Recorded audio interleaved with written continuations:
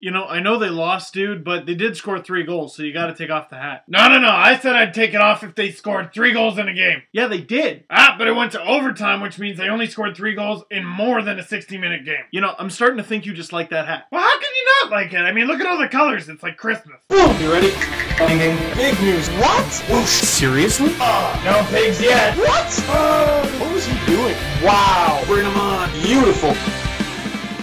Feliz Navidad. I don't want to say it.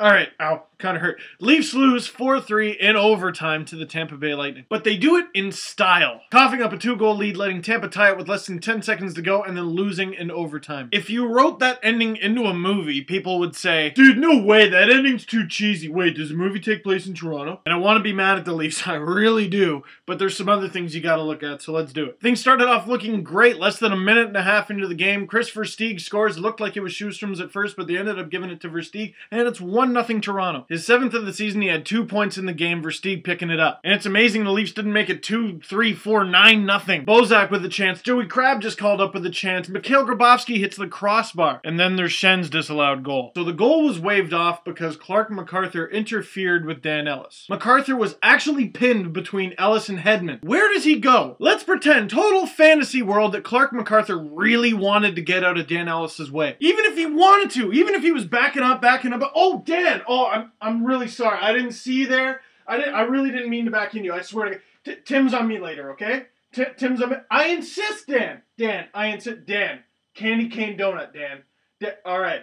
I'll see you there, right? Okay. Okay, cool. But even that would have been impossible because he's stuck between Hedman and Ellis. But that's my observation of the play. What do you think? And to be more fair, if you guys thought that should not have been a goal, please tell me why. On the power play, Ryan Malone, nifty wraparound goal on Gustafsson. He didn't know which way to go, and it's a tie game. Luckily for the Leafs, they respond 6.5 minutes later with a power play goal of their own, this one coming from Nikolai Kulemin. His 8th, probably extra happy to get that goal because he was in the box when Malone scored. So the Leafs are getting outshot 29-20 after 2 periods, but they're working hard, they're keeping up with Tampa, and darn it, they're leading the game. In the 3rd period, Joey Crabbe, I didn't know he knew the ACC boards this well, he was just called up, throws it down, weird bounce off the end boards, fools Dan Ellis, Nikolai Kulemin buries it, and it's a 3-1, 2-goal lead. And congrats to Joey Crabbe for his first point as a Leaf, weird as it was. But of course, why should the Leafs have any fun at all? Steve Downey throws it on net, Martin St. Louis gets the puck, buries it, and now it's a 1-goal game again. 3-2. In all game, Gustafsson is just fighting off the Lightning, making huge kick saves. Mike Brown making a key shot block under a minute left, dinged him right in the left hand. And he stays out for a pretty long shift after it. So about 10 seconds to go, Leafs 1-goal lead, face off in their zone.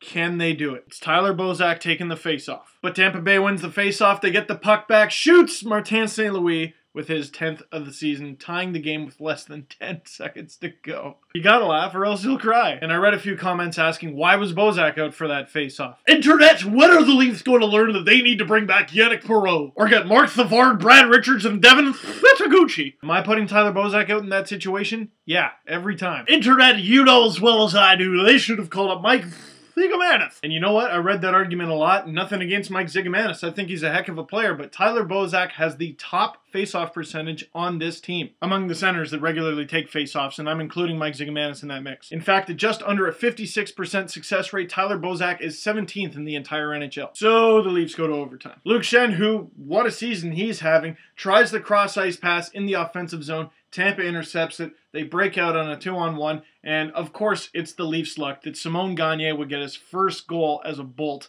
and Tampa would win in overtime. And Schenn is a great player, man. It's just the Leafs' luck. I've said it before and I'll say it again. The Leafs can never just lose. It's always horrible and really embarrassing. And the Leafs come up short in what I called on Twitter their most important game of the season so far. But now, that game is Thursday against Edmonton. When you're struggling this badly to be a playoff team, every game is the most important game of the season. And if that's not a must-win, I don't know what is. And I want to make this the question of the game. How huge do you think injuries have impacted the Leafs this year? Because they started the season almost completely healthy, which is foreign in Leaf land. And then Phaneuf and Armstrong go down long term. I think with those guys in the lineup, at least a couple of those L's would end up as W's. Last thing I want to talk about in this video. It's a story. It's the 2009 Top Prospects game in Oshawa. It's January and it is freezing out. And I had to take a cab from the train station to the arena, and I didn't properly prepare myself for how much that would cost. So the game wraps up and I'm kind of of screwed. But a very kind person offered me a drive right to my front doorstep. And I wouldn't take a drive from a stranger. It was a familiar face. It was Hockey Hall of Famer Jim Kelly, who just yesterday lost his bout with cancer and passed away. And if you want to get an idea of the kind of work ethic this guy had, he filed a piece at 1:30 a.m. on the day he died. And obviously I didn't know Jim well other than what I saw, read, or heard of his, but that act of kindness always stuck with me. So I'll end this video with a farewell and a thank you to Jim Kelly for everything he has done.